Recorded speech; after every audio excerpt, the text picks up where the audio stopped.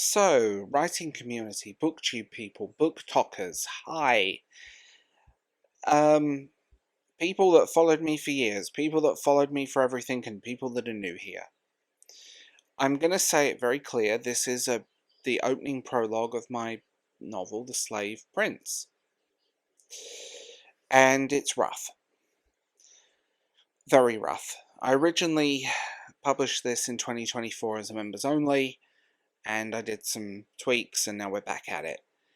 And I'm not announcing anything. I'm not saying The Slave Prince is officially coming out. There's no hidden release date somewhere in the video. There's no pre-order link. And I'm not going to be one of those people who post those annoying graphics that are made in Canva with something big coming soon written all over them like I'm announcing the next Marvel phase. That's not what this is. This is basically me sharing something I've written, something I'm quite proud of, that I made, and maybe I should share it. I believe firmly all my life that creativity comes from creation. It's a big circle. And if sharing it inspires some people, I'm down for that. Let's be real. I have a whole hard drive of projects. Stuff that felt world-changing at 2 a.m. and then got abandoned the second I reread them in daylight. But this book lives in a weird space. There's a lot here. The whole thing is a trilogy, complete. It's huge. And I'm going to be really real here. There are many reasons I'm not publishing it. Most of you, if you've been here long enough, will know why, but just a refresher, part of it is money. Publishing a book properly costs way more than most people realise, unless you plan to just upload a barely edited Word doc into the void and hope for the best, which, respectfully, absolutely not. You've got editing, formatting, all of this stuff, all the back-end stuff that somehow costs roughly the same as a minor medical procedure.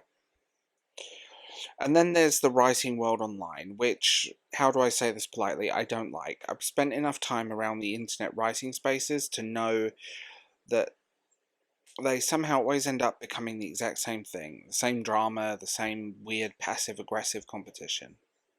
The same people subtweeting each other over and over again over things normal people wouldn't even bat an eyelid.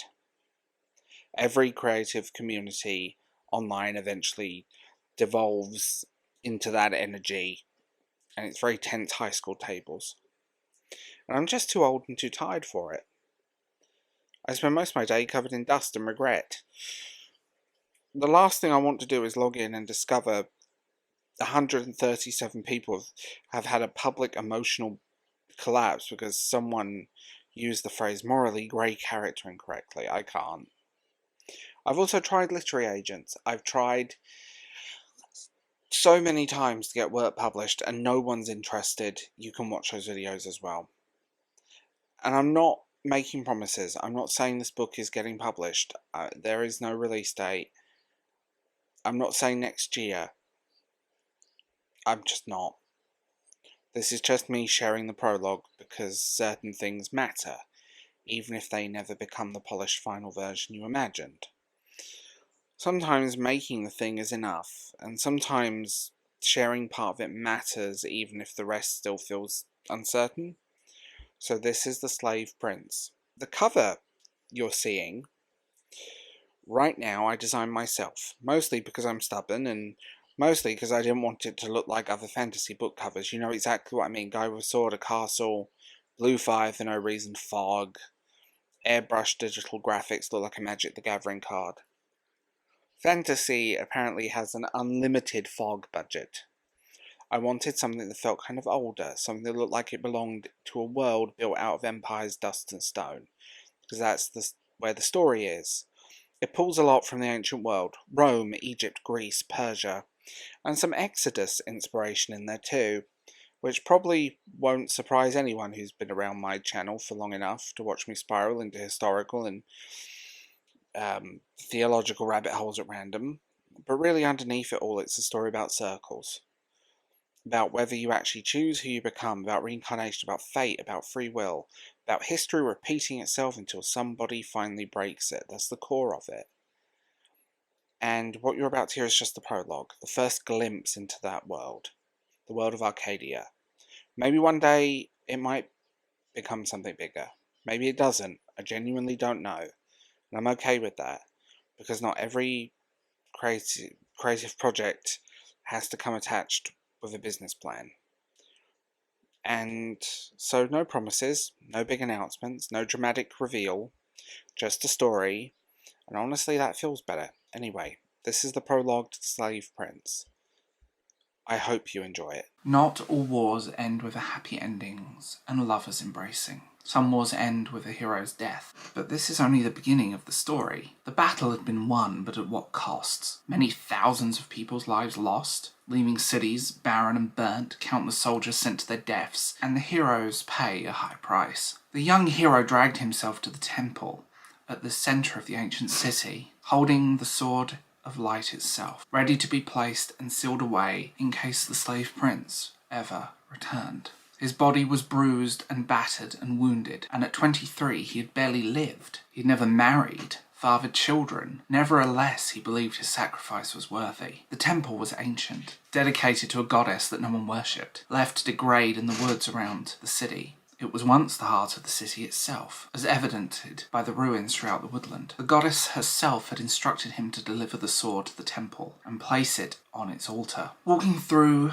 the temple's pillars, adored with ancient writing and descriptors of heroes and history, he finally reached the altar, where the crumbling statue of the goddess stood. The statue's condition puzzled him.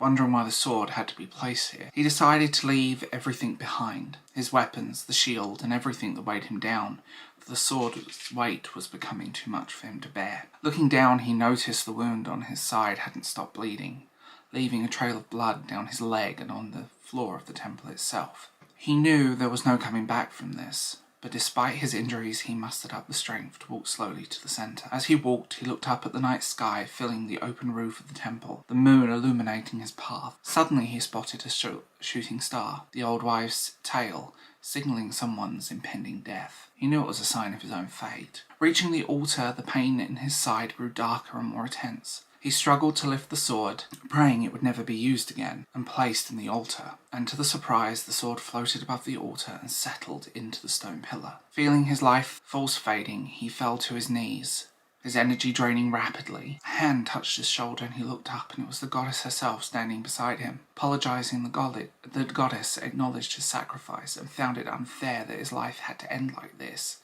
The hero accepted the inevitability of his fate and believed that every great hero meets a tragic end. The goddess, unwilling to accept this unjust ending, sat down on the steps of the altar, cradling the hero in her arms, and vowed to ensure that his life would not be an unworthy life, and promised to find him again in their next lives. In that moment she transcended time, creating an echo that would bind them together across the cycles of rebirth, and assuring him of a future reunion and the happy ending he deserves. Final kiss as the hero passed, and the goddess released a blinding ball of light, causing the temple to disappear, leaving only a crater at the centre of the woods, and making sure that the sword would be safeguarded for eternity. Legend speaks of this temple's existence, but its true location remains a mystery. Some claim it's hidden on an island in the ocean, while others believe it rests atop a mountain peak. Regardless, not all heroes meet their end in death. Sometimes death marks the beginning of an eternal journey.